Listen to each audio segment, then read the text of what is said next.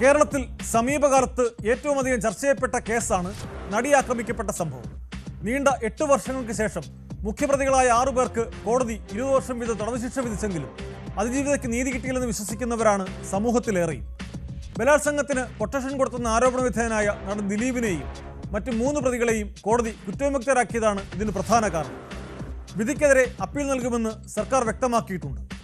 കോടതിക്ക് മുമ്പിൽ തെളിവുകളാണ് പ്രധാനമെന്നത് വിസ്മരിക്കാനാവില്ല. എന്നാൽ താൻ നേരിട്ട ദുരനുഭവങ്ങൾ അതിജീവിത തന്നെ വെളിപ്പെടുത്തുമ്പോൾ, തനിക്ക് നീതി കിട്ടിയില്ലെന്ന് വിലപിക്കുമ്പോൾ നീതിദേവതയ്ക്ക് എങ്ങനെയാണ് കണ്ണടച്ചിരിക്കാനാവുക? കോടതി വിധിക്ക് ശേഷം ആദ്യമായി അതിജീവിത പ്രതികരിച്ചിരിക്കുന്നു. ആ വാർത്തയാണ് പോലീസ് പട്രോളിൽ ആദ്യം. സ്വാഗതം.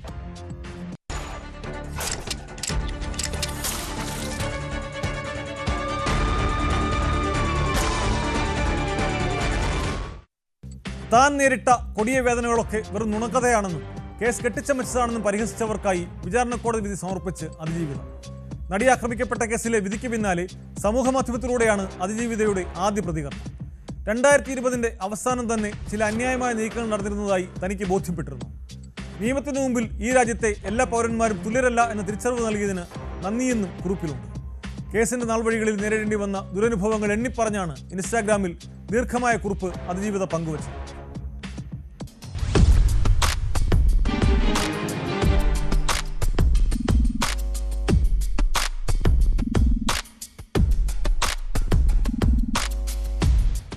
എട്ട് വർഷം 9 മാസം 23 ദിവസങ്ങൾ. ഏറ്റവും വേദനാജനകമായ ഈ യാത്രയുടെ അവസാനമെന്നോണം വെളിച്ചത്തിൻ്റെ നേരിയ ഒരു കണിക ഞാൻ കാണുന്നു. പ്രതികളിൽ 6 പേർ ശിക്ഷിക്കപ്പെട്ടിരിക്കുന്നു. എൻ്റെ വേദനകളെ നുണയെന്നും ഈ കേസ് കെട്ടിച്ചമച്ച കഥയെന്നും പരിഹസിച്ചവർക്കായി ഞാൻ ഈ വിധിയെ സമർപ്പിക്കുന്നു. നിങ്ങൾക്ക് ഇപ്പോൾ അല്പം ആശ്വാസം കിട്ടുന്നുണ്ടാകാമെന്ന് ഞാൻ കരുതുന്നു. ഇങ്ങനെ തുടങ്ങുന്നു അതിജീവിതയുടെ കുറിപ്പ്. നിയമത്തിന് മുന്നിൽ ഈ രാജ്യത്തെ എല്ലാ പൗരന്മാരും തുല്യരല്ലെന്ന ഈ നിമിഷം തിരിച്ചറിയുന്നുവെന്നും അതിജീവിത കൂട്ടിച്ചേർത്തു. ഉയർന്ന നീതിബോധമുള്ള ന്യായാധിപന്മാർ ഉണ്ടാകുമെന്ന് തന്നെയാണ് ഇപ്പോഴും വിശ്വസിക്കുന്നത്. കേസിലെ 1-ാം പ്രതിയായ പൾസർ സുനി തൻ്റെ ഡ്രൈവറോ ജീവനക്കാരനോ അല്ലായിരുന്നുവെന്നും അതിജീവിത വ്യക്തമാക്കി. ഇത്തരം പ്രചാരണങ്ങൾ ശുദ്ധ നുണയാണെന്നും 2016 താൻ വർക്ക് ചെയ്ത ഒരു സിനിമയ്ക്ക് വേണ്ടി പ്രൊഡക്ഷനിൽ നിന്നും നിയോഗിക്കപ്പെട്ട ഒരാൾ മാത്രമായിരുന്നു സുനിയെന്നും കുറിപ്പിൽ പറയുന്നു.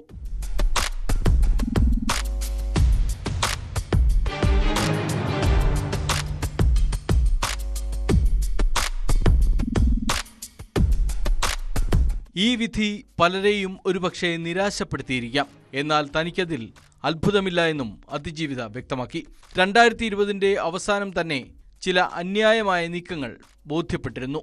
കുറ്റാരോപിതരിൽ ഒരാളുടെ കാര്യത്തിലേക്ക് അടുക്കുമ്പോൾ മാത്രം കേസ് അതുവരെ കൈകാര്യം ചെയ്തുവെന്ന രീതിയിൽ നിന്ന് മാറ്റം സംഭവിക്കുന്നുവെന്നത് പ്രോസിക്യൂഷനും മനസ്സിലാക്കിയിരുന്നു.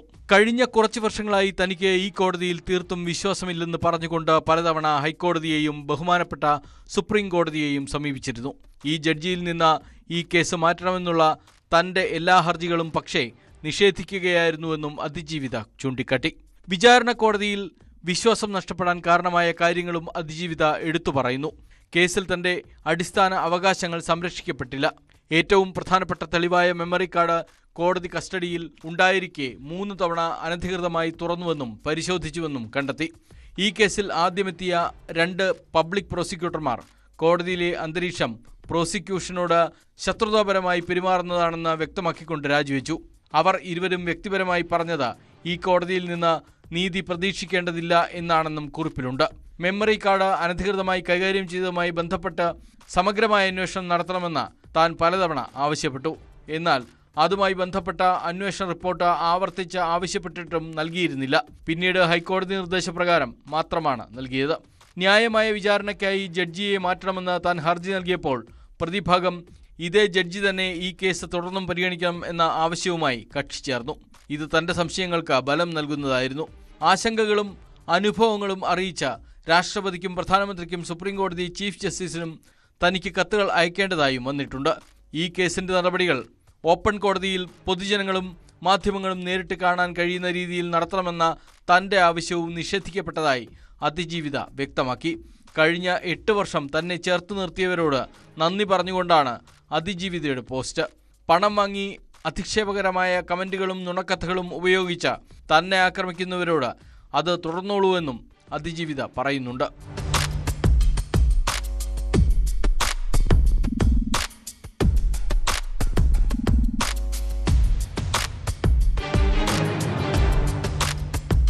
അതിജീവിതയുടെ കുറിപ്പിന് പിന്നാലെ നടി മഞ്ജു വാര്യരും സമൂഹമാധ്യമത്തിൽ കുറിപ്പിട്ടു.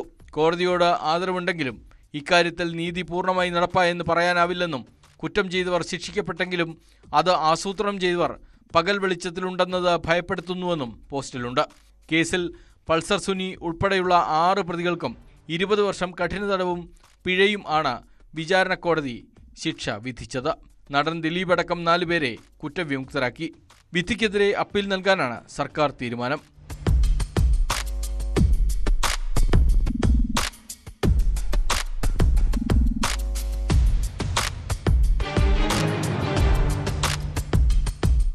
News desk, news 18. സഹോദരിയെ ഇഷ്ടമാണെന്ന് പറഞ്ഞതിന്റെ വൈരാഗ്യത്തിൽ തൃശൂരിൽ യുവാവിനെ കുത്തിക്കൊലപ്പെടുത്തി. സംഭവത്തിൽ അയൽവാസി ഉൾപ്പെടെ 3 പേർ പോലീസ് പിടിയിൽ. പറപ്പുക്കര സ്വദേശി അഖിലിനെ കൊലപ്പെടുത്തിയ കേസിലെ പ്രതികളായ രോഹിത്, വിപിൻ, ഗിരീഷ് എന്നിവരാണ് പിടിയിലായത്. കഴിഞ്ഞ ദിവസം രാത്രി 10 മണിയോടെയാണ് നാടിനെ നടുക്കിയ കൊലപാതകം നടന്നത്.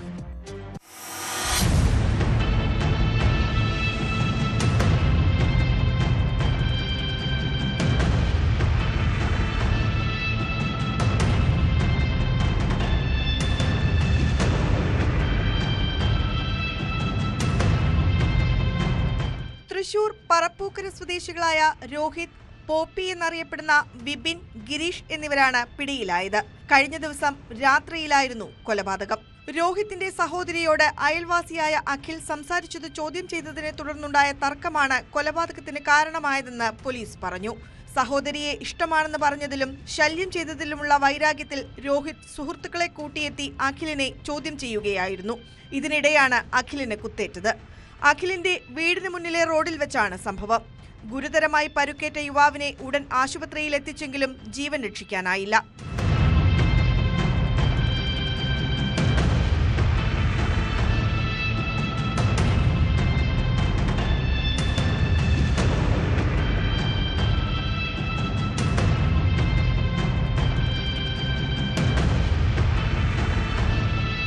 സംഭവശേഷം ബൈക്കിൽ രക്ഷപ്പെട്ട സംഘത്തെ പുതുക്കാട് പോലീസ് പുലർച്ചെയാണ് കസ്റ്റഡിയിലെടുത്തത്.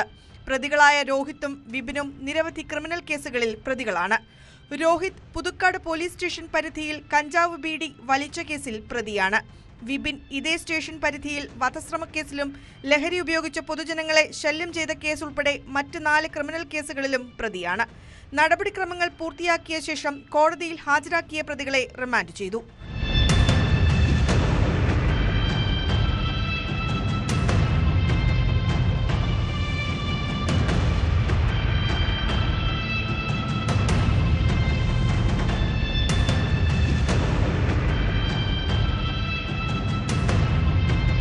ന്യൂസ് 18 തൃശൂർ. കൊല്ലം അഞ്ചൽ സ്വദേശിനി ഉത്രയെ ഭർത്താവ് മൂർഖൻ പാമ്പിനെ കൊണ്ട് കടുപ്പിച്ചു കൊന്ന സംഭവം എന്ന് ഞെട്ടലോടെ ഓർക്കാനാകും. ഇതിന് സമാനമായ ഒരു സംഭവമാണ് മുംബൈയിൽ നടന്നത്. ഭാര്യയെ വിഷപ്പാമ്പിനെ ഉപയോഗിച്ച് കൊലപ്പെടുത്തിയതുമായി ബന്ധപ്പെട്ട കേസിൽ 3 വർഷത്തിന് ശേഷം ഭർത്താവ് അറസ്റ്റിലായി. മുംബൈ ബദലാപൂർ ഈസ്റ്റ് സ്വദേശി രൂപേഷാണ് അറസ്റ്റിലായത്.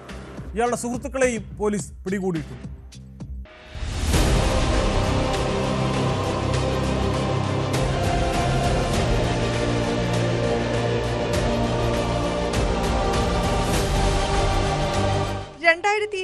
ജൂലൈ 10 രൂപേഷിന്റെ ഭാര്യ നീരജ രൂപേഷ് മരിച്ചത്. അപകട മരണമാണെന്ന് ആദ്യം കരുതിയെങ്കിലും ബന്ധുക്കളുടെയും ദൃക്സാക്ഷികളുടെയും മൊഴികളിലെ വൈരുദ്ധ്യത്തെ തുടർന്ന് പോലീസ് വിശദമായി കേസ് അന്വേഷിക്കുകയായിരുന്നു. തുടർന്നാണ് ഞെട്ടിക്കുന്ന വിവരങ്ങൾ പുറത്തുവന്നത്. നീരജയെ രൂപേഷ് വിഷപ്പാമ്പിനെ കൊണ്ട് കടിപ്പിച്ചു കൊലപ്പെടുത്തുകയായിരുന്നുവെന്നാണ് കണ്ടെത്തൽ. ഇതോടെ ഭർത്താവ് രൂപേഷിനെ പോലീസ് അറസ്റ്റ് ചെയ്തു. ഇയാളെ സഹായിച്ച സുഹൃത്തുക്കളെയും അറസ്റ്റ് ചെയ്തിട്ടുണ്ട്.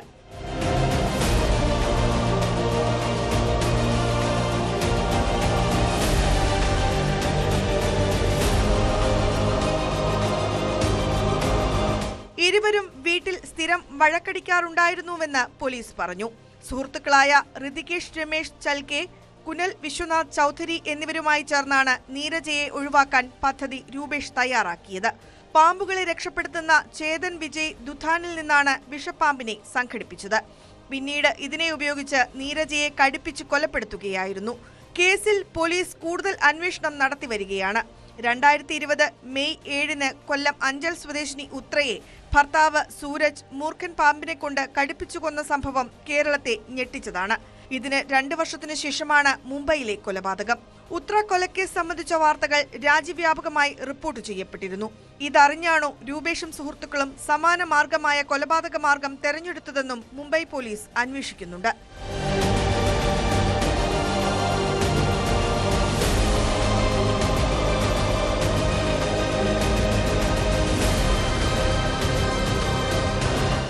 ന്യൂസ് 18 മുംബൈ. ഓസ്ട്രേലിയയിലെ സിഡ്നിയിൽ ബോണ്ടി ബീച്ചിൽ 2 പേർ ചേർന്ന് നടത്തിയ വെടിവയ്പിൽ 12 പേർ കൊല്ലപ്പെട്ടു. 29 പേർക്ക് പരിക്കേറ്റിട്ടുണ്ട്. ഇന്ത്യൻ സമയം ഉച്ചയ്ക്ക് ശേഷം 2:17 ലോകത്തെ നടുക്കിയ ആക്രമണം. ശബരിമല സ്വർണ്ണക്കൊള്ളക്കേസ് അന്വേഷിക്കുന്ന പ്രത്യേക സംഘത്തിന് മുമ്പിൽ മൊഴി നൽകി കോൺഗ്രസ് നേതാവ് രമേശ് ചെന്നിത്തല. ശബരിമലയിൽ നിന്ന് കടത്തിയ സ്വർണ്ണപ്പാളികൾ അന്താരാഷ്ട്ര മാർക്കറ്റിൽ പുരാവസ്തുവായി വിറ്റുവെന്നും 500 കോടിയുടെ മൂല്യം അതിനുണ്ടെന്നും മുമ്പ് രമേശ് ചെന്നിത്തല ആരോപിച്ചിരുന്നു. തനിക്ക് വിവരങ്ങൾ കൈമാറിയത് ഒരു വ്യവസായിയാണെന്നാണ് അദ്ദേഹം പറയുന്നത്. അതാരെന്നുള്ള വിവരങ്ങൾ മാധ്യമങ്ങൾ വെളിപ്പെടുത്താൻ കഴിയില്ലെന്ന് മൊഴിയെടുപ്പിന് ശേഷം ചെന്നിത്തല പ്രതികരിച്ചു.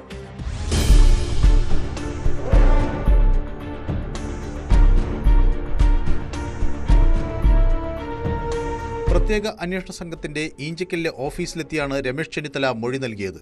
കുറച്ചു ദിവസങ്ങളായി രമേശ് ചെന്നിത്തല മൊഴി നൽകാൻ എത്തുമെന്ന വാർത്തകൾ പുറത്തുവന്നിരുന്നെങ്കിലും പല അസൗകര്യങ്ങൾ മൂലം നീണ്ടുപോവുകയായിരുന്നു. 2 തവണ മൊഴിയെടുക്കാനെത്തുമെന്ന് അറിയിച്ചെങ്കിലും അദ്ദേഹം എത്തിയിരുന്നില്ല. ശബരിമല സ്വർണ്ണക്കൊള്ളയിൽ 500 കോടി രൂപയുടെ തട്ടിപ്പാണ് ചെന്നിത്തല ആരോപിച്ചത്. തനിക്ക് ലഭിച്ച വിവരങ്ങൾ SITക്ക് മുന്നിൽ പറഞ്ഞെന്ന് രമേശ് ചെന്നിത്തല പ്രതികരിച്ചു. വിവരങ്ങൾ സത്യമാണോ അല്ലയോ എന്ന് SIT കണ്ടുപിടിക്കട്ടെ. തനിക്ക് വിവരങ്ങൾ കൈമാറിയത് ഒരു വ്യവസായിയാണ്. അത് ആരാണെന്ന് മാധ്യമങ്ങളോട് വെളിപ്പെടുത്താൻ കഴിയില്ല. എനിക്ക് ലഭിച്ച വിവരങ്ങൾ ഞാൻ 161 അനുസരിച്ച് SITയുടെ മുമ്പിൽ പറയുകയുണ്ടായി. അവരതെല്ലാം നോട്ട് ചെയ്തിട്ടുണ്ട്.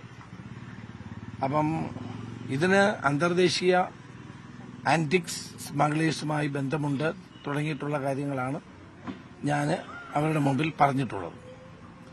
അപ്പം എനിക്ക് കിട്ടിയ വിവരങ്ങളാണ് ഞാൻ നേരത്തെ ഒരു കത്ത് മുഖേന SIT ചീഫ് ശ്രീ വെങ്കടേഷിന് കൊടുത്തത്. അതിന്റെ അടിസ്ഥാനത്തിലാണ് എന്നെ ഇന്ന് കാണണമെന്ന് പറഞ്ഞു ഞാൻ വിവരങ്ങൾ നൽകാൻ വേണ്ടി ഇന്ന് വന്നത്. ഇന്ത്യക്ക് പുറത്തുള്ള വ്യവസായിയാണ് വിവരങ്ങൾ നൽകിയതെന്ന് രമേശ് ചെന്നിത്തല നേരത്തെ പറഞ്ഞിരുന്നു. സ്വർണ്ണ കവർച്ചയ്ക്ക് പിന്നിൽ അന്താരാഷ്ട്ര പുരാവസ്തു മാഫിയയാണ്.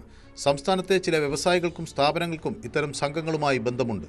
പുരാവസ്തുവായ അമൂല്യ വസ്തുക്കൾ മോഷ്ടിച്ച് കരിഞ്ചന്തയിൽ വിൽക്കുന്ന സംഘങ്ങളെക്കുറിച്ച് നേരിട്ടറിയാവുന്ന വ്യക്തിയാണ് വിവരങ്ങൾ നൽകിയത്. ഈ വിവരങ്ങൾ നേരത്തെ കത്ത് മുഖേന SITയെ അറിയിച്ചിരുന്നു. വ്യവസായിയെക്കുറിച്ചുള്ള വിവരങ്ങളും പ്രത്യേക അന്വേഷണ സംഘത്തിന് കൈമാറി. ഇത് സത്യമാണോ അസത്യമാണോ എന്നത് അന്വേഷിക്കട്ടെ എന്നും അദ്ദേഹം പറഞ്ഞു. വ്യവസായിയെയും അന്വേഷണ സംഘം മൊഴിയെടുക്കാൻ വിളിപ്പിച്ചേക്കും.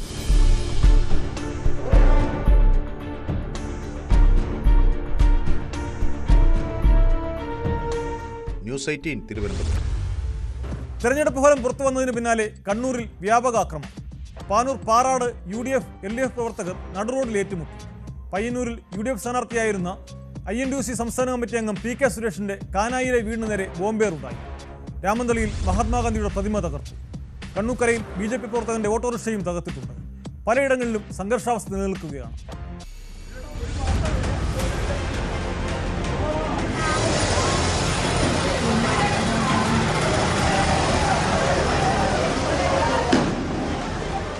തെരഞ്ഞെടുപ്പിന്റെ ഫലപ്രഖ്യാപനത്തിന് ശേഷമാണ് പാറാട് UDF LDF പ്രവർത്തകർ നടുറോഡിൽ ഏറ്റുമുട്ടിയത്. സമീപത്തെ ആളുകൾ പേടിച്ച് വീട്ടുമുറ്റത്തേക്ക് ഓടിക്കയറി ഗേറ്റ് അടയ്ക്കുന്നതും ദൃശ്യങ്ങളിൽ കാണാം. CPM പ്രവർത്തകർ വടിവാളെടുത്ത് വീട്ടുകാരെ ഭീഷണിപ്പെടുത്തുകയും കാർ വെട്ടിപ്പൊളിക്കുകയും ചെയ്യുന്നതിന്റെ ദൃശ്യങ്ങളാണ് ആദ്യം പുറത്തു വന്നിരുന്നത്.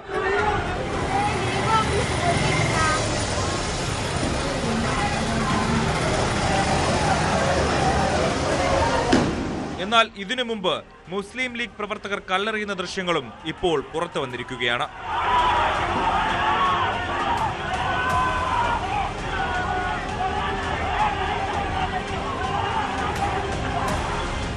ഇരുകൂട്ടരും നടത്തിയ കല്ലേറിൽ നിരവധി പേർക്ക് പരിക്കേറ്റു.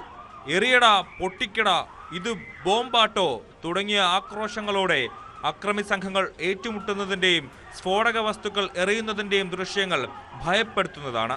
പാനൂർ നഗരസഭയ്ക്ക് തൊട്ടടുത്തുള്ള കുന്നോത്തുപറമ്പ് പഞ്ചായത്തിലെ UDF ജയത്തെ തുടർന്നായിരുന്നു പ്രശ്നങ്ങളുടെ തുടക്കം. LDF ഭരണമുണ്ടായിരുന്ന ഇവിടെ ഇത്തവണ UDF ആണ് ജയിച്ചത്. പാനൂർ നഗരസഭ UDF നിലനിർത്തുകയും ചെയ്തു. UDF പ്രവർത്തകർ പാറാട് ടൗണിൽ നടത്തിയ ആഹ്ലാദ പ്രകടനത്തിന് നേരെയായിരുന്നു ആദ്യ ആക്രമണം. പിന്നീട് പാനൂർ നഗരസഭയിലേക്ക് ജയിച്ച UDFിലെ ശൈലജ മടപ്പുരയുടെ ആഹ്ലാദ പ്രകടനത്തിന് നേരെയും ആക്രമണമുണ്ടായി. ഇവിടെ CPM സീറ്റ് 2 വോട്ടിന്റെ ഭൂരിപക്ഷത്തിനാണ് ശൈലജ പിടിച്ചെടുത്തത്. സംഭവങ്ങളിൽ ഇരുവിഭാഗങ്ങളിലെയും പ്രവർത്തകർക്കെതിരെ കേസെടുത്തിട്ടുണ്ട്. കണ്ണൂർ കണ്ണൂക്കരയിൽ BJP പ്രവർത്തകന്റെ ഓട്ടോറിക്ഷ CPMകാർ തകർത്തു. BJP പ്രവർത്തകൻ റോഷിയുടെ ഓട്ടോറിക്ഷയാണ് തകർത്തത്. ആഹ്ലാദ പ്രകടനത്തിനിടെ വാഹനത്തിന് അടുത്തുവെച്ച് പടക്കം പൊട്ടിക്കാൻ ശ്രമിച്ചത് തടഞ്ഞപ്പോൾ റോഷിയെ CPMകാർ മർദ്ദിക്കുകയും ചെയ്തിരുന്നു. ഇയാൾ പോലീസ് സ്റ്റേഷനിൽ പരാതി നൽകി. കണ്ണൂർ രാമന്തളിയിൽ മഹാത്മാഗാന്ധിയുടെ പ്രതിമ തകർത്ത സംഭവവുമുണ്ടായി. മഹാത്മാ മന്ദിരത്തിന്റെ മുന്നിൽ സ്ഥാപിച്ചിരുന്ന ഗാന്ധി പ്രതിമയ്ക്ക് നേരെയാണ് രാത്രി അക്രമം നടന്നത്.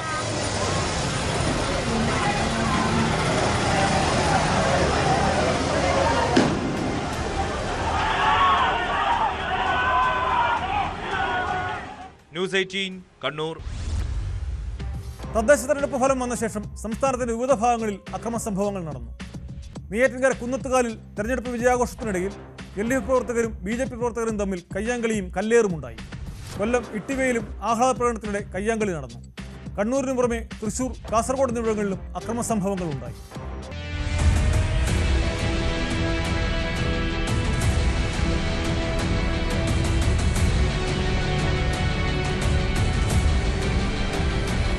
നെയ്യാറ്റിൻകര കുന്നത്തുകാലിൽ കല്ലേറിൽ കുട്ടി ഉൾപ്പെടെ 15ഓളം പേർക്ക് പരിക്കേറ്റു. കുന്നത്തുകാൽ മൂവേരിക്കരയ്ക്ക് സമീപത്തായിരുന്നു സംഭവം.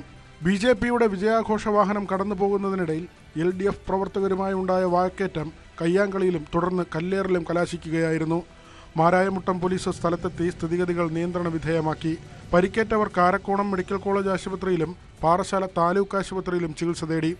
ഇരുവിഭാഗത്തിലുള്ളവർക്കുമെതിരെ മാരായമുട്ടം പോലീസ് കേസെടുത്തു.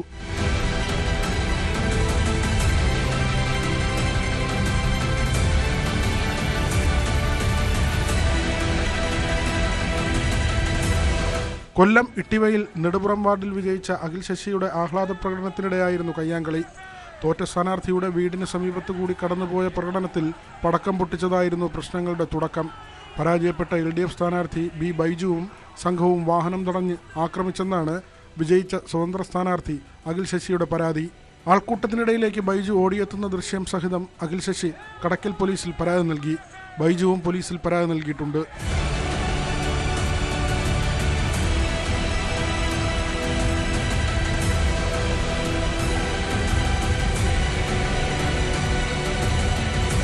തൃശൂർ വടക്കേക്കാട് സ്വതന്ത്ര സ്ഥാനാർത്ഥിയുടെ വീടിന് നേരെ ആക്രമണമുണ്ടായി. വടക്കേക്കാട് 9ാം വാർഡ് സ്ഥാനാർത്ഥി മിഖായേൽ ബാബുവിൻ്റെ വീടിന് നേരെയാണ് ആക്രമണമുണ്ടായത്. ബാബു വടക്കേക്കാട് പോലീസിൽ പരാതി നൽകി.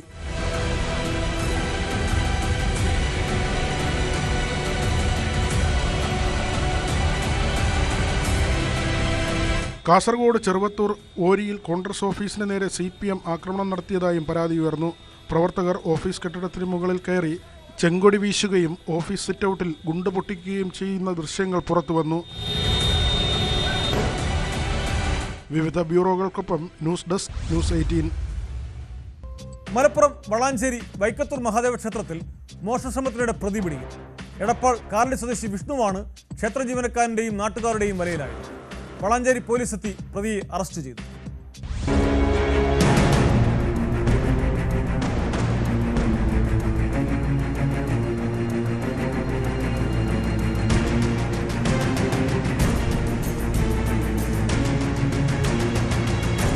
മോഷണശ്രമത്തിനിടെയാണ് എടപ്പാൾ കാലടി സ്വദേശി വിഷ്ണു ക്ഷേത്രം ജീവനക്കാരന്റെയും നാട്ടുകാരുടെയും വലയിലായത്. വളാഞ്ചേരി വൈക്കത്തൂർ മഹാദേവ ക്ഷേത്രത്തിൽ കഴിഞ്ഞ ദിവസം വൈകിട്ട് 9 മണിയോടെയാണ് മോഷണശ്രമമുണ്ടായത്. ക്ഷേത്ര മതിൽക്കെട്ടിനകത്ത് നാഗത്തറയിലെയും അയ്യപ്പൻ പ്രതിഷ്ഠയുടെ മുന്നിലും സ്ഥാപിച്ചിരുന്ന ഭണ്ഡാരങ്ങൾ തകർക്കാൻ ഇയാൾ ശ്രമിക്കുകയായിരുന്നു. ഇതിനിടെ ശബ്ദം കെട്ടെത്തിയ ക്ഷേത്രം ജീവനക്കാരൻ നാട്ടുകാരെ വിളിച്ചറിയിക്കുകയും മോഷ്ടാവിനെ തടഞ്ഞുവെക്കുകയുമായിരുന്നു.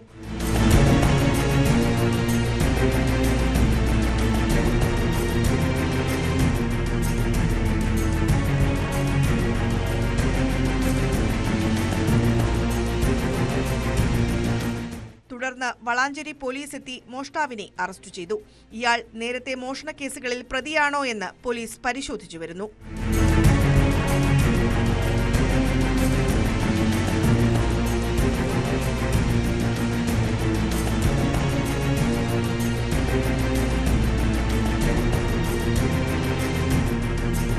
ന്യൂസ് 18 തിരൂർ. പാലക്കാട് തിരുമിറ്റക്കോട് വ്യവസായിയെ തോക്ക് ചൂണ്ടി തട്ടിക്കൊണ്ടുപോയ കേസിൽ 3 പ്രതികൾ കൂടി പിടിയിൽ. കീഴടങ്ങാൻ കോടതിയിലെത്തിയ പ്രതികളെ പോലീസ് കസ്റ്റഡിയിലെടുക്കുകയായിരുന്നു. പട്ടാമ്പി കോടതിയിൽ അഭിഭാഷകനൊപ്പമെത്തിയ 3 പ്രതികളെയാണ് ഷൊർണൂർ ഡിവൈഎസ്പിയുടെ സ്ക്വാഡും ചാലിശ്ശേരി പോലീസും ചേർന്ന് പിടികൂടിയത്. ഇതോടെ കേസിൽ പിടിയിലായവരുടെ എണ്ണം 4 ആയി.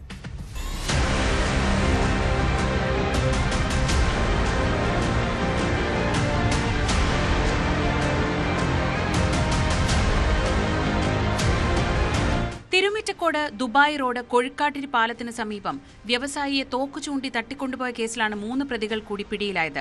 ഇതോടെ പിടിയിലായവരുടെ എണ്ണം 4 ആയി. പട്ടാമ്പി കോടതിയിൽ കീഴടങ്ങാൻ എത്തിയപ്പോഴാണ് മജിസ്ട്രേറ്റ് ഹാളിന് മുൻപിൽ നിന്ന് പ്രതികളെ പോലീസ് ബലമായി പിടികൂടിയത്. പനമണ്ണ ആറുപുഴ ഷാഹിൻ, അനങ്ങനടി ഓവിങ്കൽ നജീബുദ്ദീൻ, പനമണ്ണ ഇയമ്മടക്കൽ ഫൈസൽ ബാബു എന്നിവരാണ് കസ്റ്റഡിയിലായത്. ഒറ്റപ്പാലത്ത് അഭിഭാഷകൻ മുഖേന കീഴടങ്ങാൻ അപേക്ഷയുമായി എത്തിയതായിരുന്നു മൂവരും. കോടതിയിലെത്തിയ വിവരം അഭിഭാഷകൻ മജിസ്ട്രേറ്റിനെ അറിയിക്കുകയും തുടർ നടപടികൾക്കായി കാത്തിരിക്കുകയും ചെയ്യുന്നതിനിടെയാണ് പോലീസ് പിടികൂടിയത്. ചാലിശ്ശേരി പോലീസ് രജിസ്റ്റർ ചെയ്ത കേസ് ഷൊർണൂർ ഡിവൈഎസ്പിയുടെ നേതൃത്വത്തിലുള്ള സംഘമാണ് അന്വേഷിക്കുന്നത്. വിഷയം മജിസ്ട്രേറ്റിനെ ധരിപ്പിച്ച ശേഷമാണ് 3 പേരെയും കോടതി വളപ്പിൽ നിന്ന് കസ്റ്റഡിയിലെടുത്തതെന്നാണ് പോലീസ് പറയുന്നത്. 3 പേരെയും എഫ്ഐആറിൽ പ്രതി ചേർക്കാൻ നടപടി സ്വീകരിച്ചതായി പോലീസ് അറിയിച്ചു.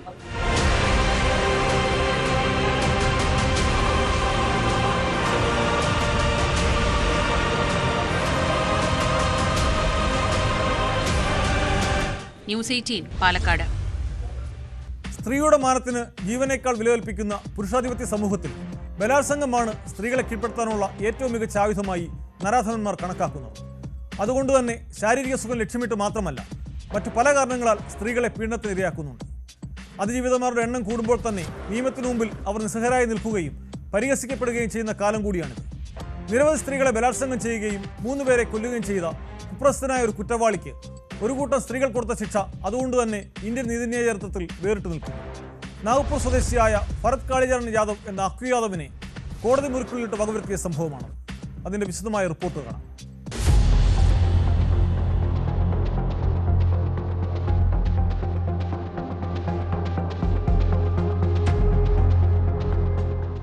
നിയമം കയ്യിലെടുക്കാൻ ആർക്കും അധികാരമില്ല. എന്നാൽ സഹികെട്ടാൽ ചിലപ്പോൾ അതുണ്ടാകും. അതാണ് അക്യു യാദവിന്റെ കഥ നമ്മെ ഓർമ്മിപ്പിക്കുന്നത്. ഷോലെ സിനിമയിലെ ഗബ്ബർ സിംഗിനെ വെല്ലുന്ന രീതിയിൽ നാഗപ്പൂർ കസ്തൂർബ നഗറിലെ തെരുവുകളെ വിറപ്പിച്ച അക്യു യാദവിന്റെ ജീവിതം ഇത്തരം ക്രിമിനൽ ചിന്താഗതിയുള്ളവർക്ക് ഒരു പാഠമാണ്.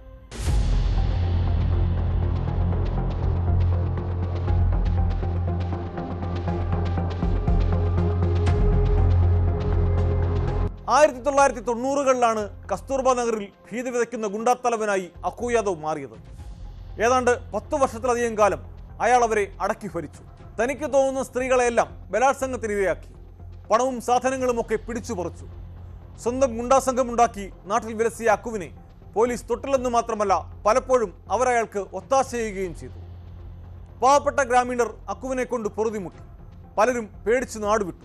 അരും കൊലകളും അതിക്രൂരമായ ബലാത്സംഗങ്ങളും കവർച്ചകളുമൊക്കെയായി ജനങ്ങളെ ഉറക്കം കെടുത്തുന്ന കുറ്റവാളിയായി അക്യു യാദവ് അതിവേഗം വളർന്നു. കച്ചവടക്കാരെല്ലാം അക്കുവിന് ചുങ്കം കൊടുക്കണം. അത് മുടക്കിയാൽ മൃഗീയമായി മർദ്ദിക്കും. ആരെങ്കിലും പോലീസിൽ പരാതി കൊടുത്താൽ അത് പിൻവലിക്കാതെ അവർക്ക് സ്വൈര്യമായി ജീവിക്കാനാകില്ല. ആളുകൾ പരസ്പരം ഇടപഴകാൻ പോലും അയാൾ അനുവദിച്ചിരുന്നില്ല. നാട്ടിൽ ഭയം വിതച്ച് അക്കു പ്രദേശവാസികളെ മുഴുവൻ അടിമകളെ പോലെയാക്കി. തനിക്കിഷ്ടമുള്ളതൊക്കെ തട്ടിയെടുത്തു. സ്വർണ്ണക്കമ്മൽ കവരാൻ ചെവിയർക്കുകയും മോതിരമെടുക്കാൻ വിരൽ മുറിക്കുകയും ഒക്കെ ചെയ്യുന്ന കൊടും ക്രൂരതയായിരുന്നു അക്കുവിൻ്റേത്. ആഗ്രഹം തോന്നുന്ന സ്ത്രീകളെ പ്രായഭേദമന്യേ അയാൾ ഇരയാക്കി. 10 വയസ്സുള്ള പെൺകുട്ടി വരെ അക്കുവിൻ്റെ കാമവർക്ക് ഇരയായിട്ടുണ്ട്. വീടുകളിൽ അതിക്രമിച്ചു കയറി പുരുഷന്മാരെ ആക്രമിച്ച ശേഷം സ്ത്രീകളെ പിടിച്ചുകൊണ്ടുപോയി അക്കുവും കൂട്ടാളികളും ചേർന്ന് ബലാത്സംഗം ചെയ്ത സംഭവങ്ങൾ അയാളുടെ കുപ്രസിദ്ധി വർദ്ധിപ്പിച്ചു. വിവാഹ പിറ്റേന്ന് പോലും അക്കുവിനിരയായ പെൺകുട്ടികളുണ്ട്. പ്രസവം കഴിഞ്ഞ് ദിവസങ്ങൾ കഴിയും മുമ്പ് പീഡിപ്പിക്കപ്പെട്ടവരുണ്ട്. ഒരു തരത്തിലും ജീവിക്കാൻ കഴിയില്ലെന്ന് വന്നതോടെ അവരിൽ ചിലരെങ്കിലും മാറി ചിന്തിക്കാൻ തുടങ്ങി. അവിടെ തുടങ്ങുന്നു അക്യു യാദവിന്റെ പതനത്തിന്റെ കഥ.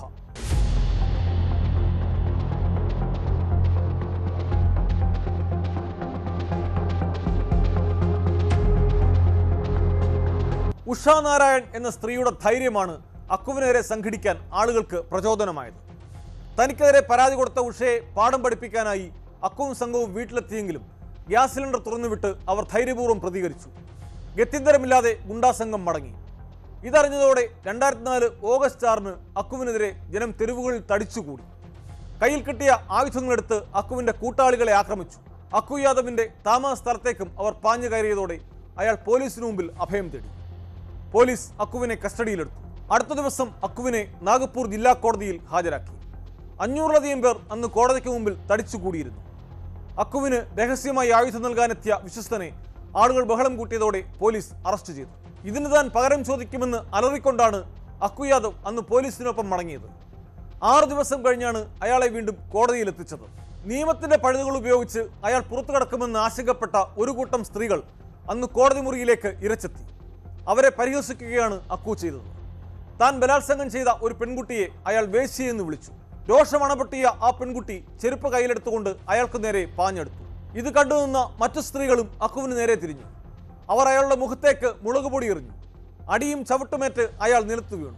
അക്കുവിന്റെ പീഡനത്തിനിരയായ ഒരു സ്ത്രീ കയ്യിൽ കരുതിയിരുന്ന കറിക്കത്തി കൊണ്ട് അയാളുടെ ജനനേന്ദ്രിയം അറുത്തുമാറ്റി. 70ഓളം കുത്തുകളും വെട്ടുകളുമേറ്റ് നാഗപ്പൂർ ജില്ലാ കോടതി മുറിയിലെ മാർബിൾ തറയിൽ അക്കു യാദവിന്റെ രക്തം പരന്നൊഴുകി. വർഷങ്ങളോളം തങ്ങൾ നേരിട്ട ക്രൂരതകൾക്ക്, അപമാനത്തിന് അന്ന് ചോര കൊണ്ട് കണക്ക് തീർക്കാൻ 200 സ്ത്രീകളോളം ആ കോടതിയിലെത്തിരുന്നതായാണ് പറയപ്പെടുന്നത്. കേസെടുത്തപ്പോൾ ആ ഗ്രാമത്തിലെ എല്ലാ സ്ത്രീകളും കുറ്റം സ്വയം ഏറ്റെടുക്കാൻ തയ്യാറായെത്തി. അറസ്റ്റ് ചെയ്ത സ്ത്രീകളെയെല്ലാം തെളിവുകളുടെ അഭാവത്തിൽ വെറുതെ വിട്ടു. 2012-ൽ അക്കു യാദവിന്റെ അനന്തരവൻ അമർ യാദവിനെയും ചിലർ കൊലപ്പെടുത്തി. അക്കു യാദവിന്റെ സമാനതകളില്ലാത്ത ക്രൂരതകളും കസ്തൂർബ നഗറിലെ ധീരവനിതകളുടെ കഥയും Indian predator murder in A court room എന്ന പേരിൽ പിന്നീട് നെറ്റ്ഫ്ലിക്സിൽ സീരീസായി. 40-ലധികം സ്ത്രീകളെ അക്കു യാദവ് ബലാത്സംഗത്തിന് ഇരകളാക്കിയിട്ടുണ്ടെന്നാണ് കണക്ക്. 3 പേരെ കൊലപ്പെടുത്തിയതായാണ് പോലീസ് റെക്കോർഡുകളിലെങ്കിലും അക്കുവിന്റെ ഇരകൾ അതിലേറെ വരുമെന്നാണ് സൂചന. ആണഹന്തയുമായി പെണ്ണിനെ പിച്ചു ചീന്താനെത്തുന്നവർക്ക് അക്കു യാദവിന്റെ ജീവിതം വലിയൊരു മുന്നറിയിപ്പാണ്.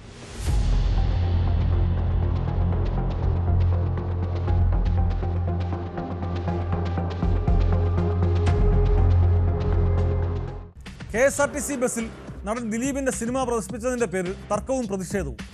തിരുവനന്തപുരം കുട്ടിൽപ്പാലം KSRTC സൂപ്പർഫാസ്റ്റ് ബസ്സിലാണ് പ്രതിഷേധമുണ്ടായത്.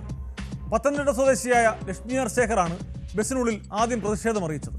പിന്നാലെ ഭൂരിഭാഗം യാത്രക്കാരും തന്നെ അനുകൂലിച്ചുവെന്നും തുടർന്ന് കണ്ടക്ടർക്ക് സിനിമ നിർത്തേണ്ടി വന്നെന്നും യാത്രക്കാർ പറയുന്നു. അതേസമയം യാത്രക്കാരിൽ ചിലർ ദിലീപിന് അനുകൂലമായി നിലപാടെടുത്തു. ഇന്നത്തെ പോലീസ് പട്രോൾ പൂർത്തിയാകുന്നു. നമസ്കാരം.